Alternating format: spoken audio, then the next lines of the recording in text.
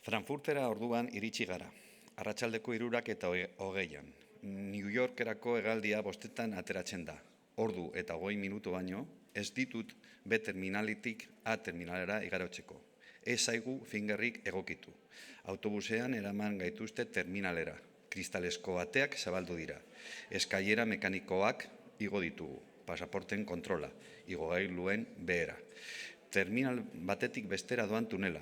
Tunelean argiak piztu eta itzali egin dira. Orain gorriak, orain berdeak. Musika bat ere badago airean. Nota solte batzuk.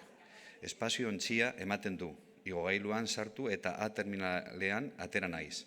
Aurrez aurre du hegaldiak ze atetik ateratzen diren jartzen duen pantalla. New York bilatu du begiekin. New York, LH, 404, horixe da. A hogeita hamabi atean dago. Amerikako estatu batuetara bidaiatzeko kontrola. Zapatak kenduarazi dizkidate. Itxarongelan eseri naiz. Ez da aldatu New Yorkera joan nintzen azken alditik. Beirateen atzean hantxe daude hegazkinak. Lasaiago jendeari begira jarri naiz. Nirekin hegaldian joan behar direnei begira.